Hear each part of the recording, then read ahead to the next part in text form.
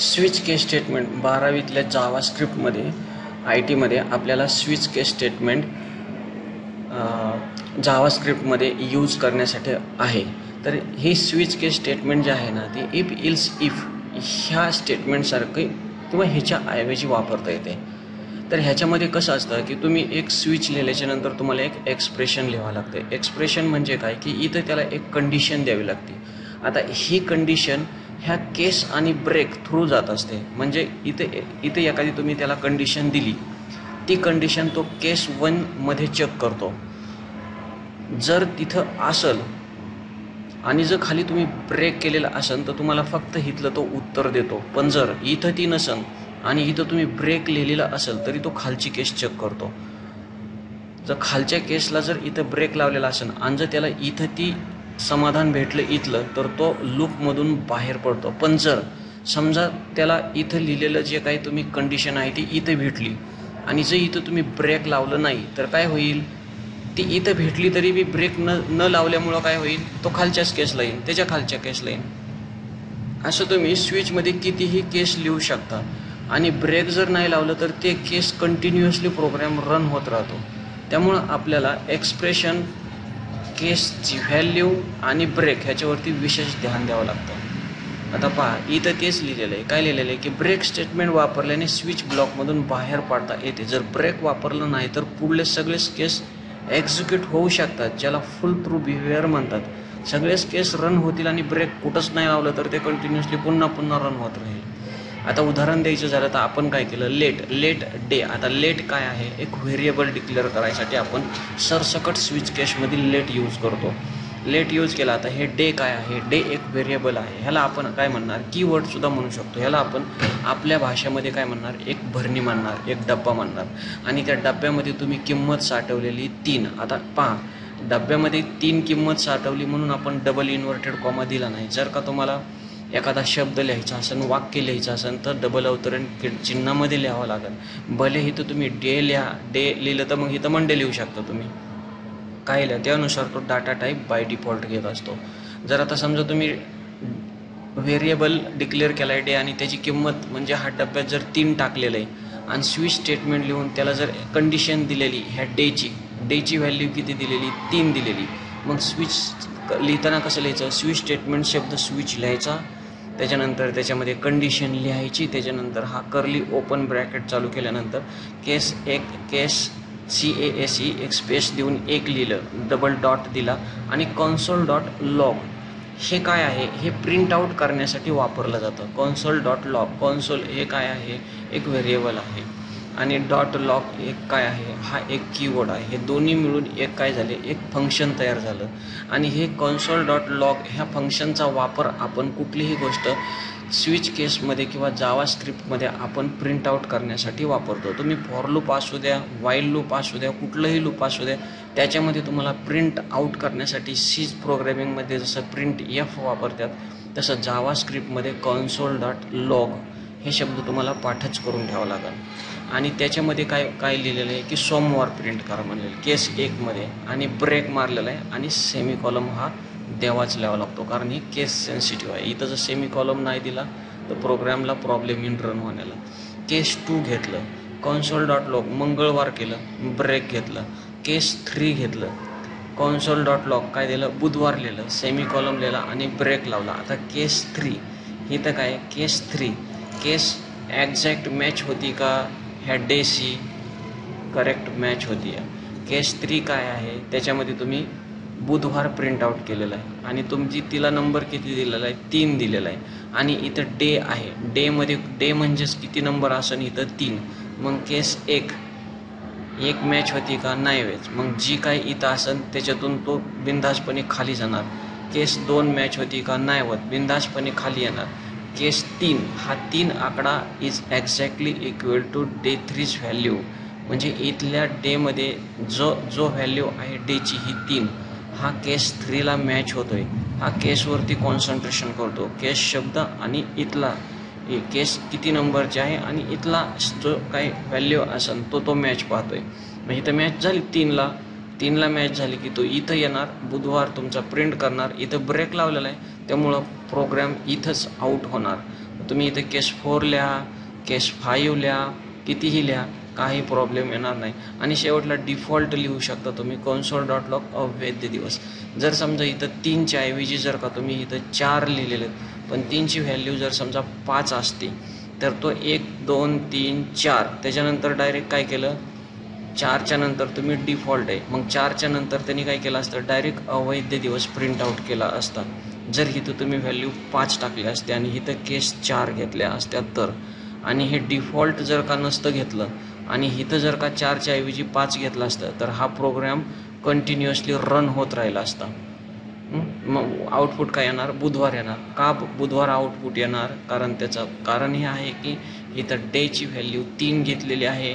Day म्हणजे ही भरणी आहे, ह्या भरणी इथं घेतलेली आहे, स्विच स्टेटमेंटमध्ये घेतलेली आहे, त्याची किंमत 3 आहे. मग तो इथं ब्रेक केस 3पर्यंत जातो, 3मध्ये तो ब्रेक दिलेल्यामुळं आउट होतो, त्यामुळं तो खाली जात नाही. पण जर का इथं काहीच नसतं लिहिलं तर त्यांनी ही डिफॉल्ट व्हॅल्यू टाकली असते. आणि हा डिफॉल्ट जर का तुम्ही नसतं प्रिंट आउट केलं, केस 4 नंतर शेवटला जर हे डिफॉल्ट हे नसतं प्रिंट केलं तर हा प्रोग्राम कंटिन्युअसली रन होत राहिला असता. तर अशा प्रकारे जावा स्क्रिप्टमध्ये केस स्टेटमेंटचा वापर केला जातो. तर ह्याच्यामध्ये तुम्हाला कुठल्या गोष्टी लक्षात ठेवायच्या तर डिफॉल्ट म्हणजे काय, इल्ससारखं जर कुठलीही केस एक्सप्रेशनला जुळत नसेल तर तो काय करेन, डिफॉल्टमध्ये दिलेलं प्रिंट आउट करीन. प्रिंट आउट करण्यासाठी जावा स्क्रिप्टमध्ये कुठला शब्द यूज करतो आपण, console.log हा शब्द यूज करू शकतो. आणि आता डिफॉल्ट म्हणजे जर केस म्हणजे तुम्हाला एक लक्षात आलं, आपल्याला हे कळलं की जर का आपली जर व्हॅल्यू मॅच झाली नसेल तर आपल्याला शेवटला डिफॉल्ट console.log हे लिहावं लागेल. आणि जर हे नाही लिहिलं आणि जर ही कंडिशन सॅटिस्फाय नाही झाली तर प्रोग्राम कंटिन्युअसली रन होत राहील. त्याच्यानंतर आपल्याला इथं काय गोष्टी लक्षात ठेवल्या पाहिजेत ते म्हणजे स्विच आणि एक्सप्रेशन आणि केस व्हॅल्यू याचे script comparison triple equal to होतं. म्हणजे कसं होतं, स्विच लिहिलेलं आहे, स्विच स्टेटमेंटमध्ये तुम्ही एक्सप्रेशन लिहिलेलं आहे आणि एक्सप्रेशन्समध्ये केस लिहिलेलं आहे आणि केसमध्ये एक व्हॅल्यू लिहिलेली, हे तिन्ही ज्यावेळेस मॅच होतील त्यावेळेस प्रोग्राम तुमचा बाहेर पडन, ब्रेक लावलेला. तिन्ही कुठलं, हे तिन्ही मॅच झालं पाहिजेत. कुठलं, स्विचमध्ये लिहिलेली हे जे एक्सप्रेशन आहे हे एक्सप्रेशन हे मॅच झालं पाहिजेत. त्याच्यानंतर अजून काय म्हणतोय तो की एक्सप्रेशन मॅच झालं पाहिजेत. स्विच म्हणजे इथं आता इथं आणि इथली व्हॅल्यू मॅच झाली पाहिजेत. कशाबरोबर, ह्या केसबरोबर मॅच झाली पाहिजेत, बरोबर ना. स्विचमध्ये जे काही एक्सप्रेशन असेल, इथं जी काय तुम्हाला जी काय त्याची सॅटिस्फॅक्शन लिहायचं असेल ते सॅटिस्फॅक्शन बरोबर इथली केस हे मॅच झाली पाहिजे, त्यावेळेस तो तिथलं उत्तर देतो आणि बाहेर पडतो. आणि तिथंही ब्रेक लावला पाहिजेत, नाही तर ब्रेक नाही लावला तर परत खाली डिफॉल्टला जाईल. त्याच्यानंतर ब्रेक आवश्यक आहे, नाहीतर पुढील केस पण चालू शकते, बरोबर. आणि एक स्विच अनेक केस सामावू शकतो, म्हणजे एका स्विचमध्ये तुम्ही अनेक केसेस घेऊ शकता. केस तुम्हाला अनलिमिटेड घेऊ शकता, केस 1, केस 2, केस 3, केस 4, केस 5, 6, 7, 8, 9, 10 जितक्या केस पाहिजे तितक्या घेऊ शकता. मात्र शेवटला तुम्हाला लिहावं लागेल डिफॉल्ट. जर ह्या केस जर का मॅच झालेल्या नाही तर कशाशी, इथल्या दिलेल्या व्हॅल्यूशी, स्विचमध्ये दिलेल्या व्हॅल्यूशी जर का ही केस आहे ही मॅच झाली नाही तर तुमचं डिफॉल्ट ते प्रिंट आउट करेल.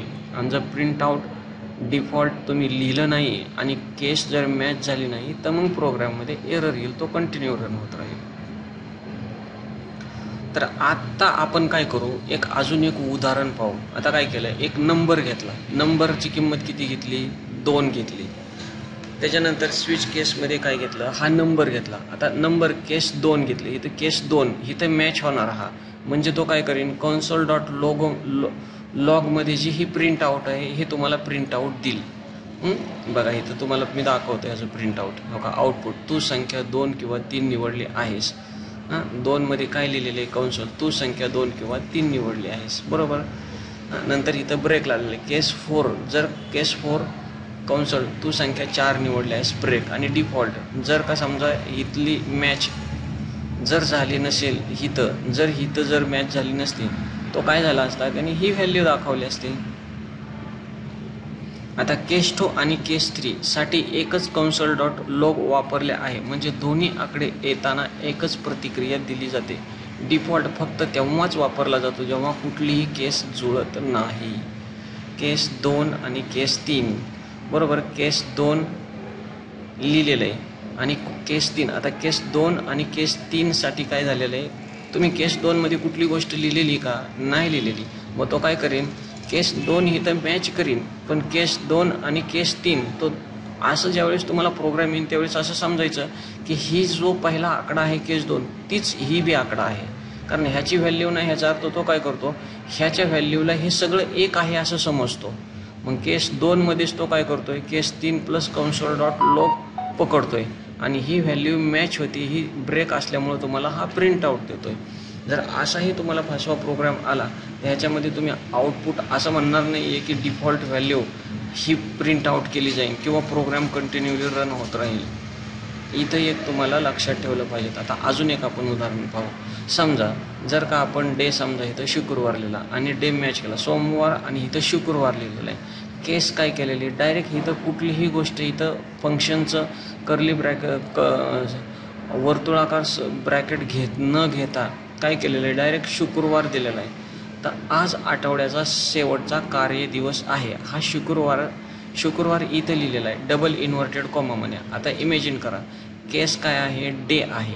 डेची किंमत काय आहे, शुक्रवार आहे. डायरेक्ट ही किंमतच केसला देऊन टाकली तरीसुद्धा तो काय करतो, प्रिंट आउट देतो. आता केस शनिवार लिहिलं, केस इथं शुक्रवार लिहिलं आहे, नंतर इथं केस शनिवार लिहिलं आहे, रविवार लिहिलं आहे. कन्सोल डॉट लॉग आज सुट्टी आहे आणि ब्रेक केला. तर पहा आता इथं ब्रेक मारलेला आहे, म्हणजे तो काय करेन, ही व्हॅल्यू कुठली ही पाहिन. केस तुम्ही म्हणता की इथं केस 1 नाही, केस 2 नाही, केस 3 नाही. केस काय लिहिलेली, डायरेक्टच व्हॅल्यू लिहिलेली आहे तरीही चालतं. डायरेक्ट व्हॅल्यू ह्या डेची आणि ही match is equal to case value जिथं होईल तिथलं तो आउटपुट देईल. म्हणजे इथं मॅच होईल, म्हणजे आज आठवड्याचा शेवटचा कार्यदिवस आहे. आउटपुट तेच असेल, आज आठवड्याचा शेवटचा कार्यदिवस आहे.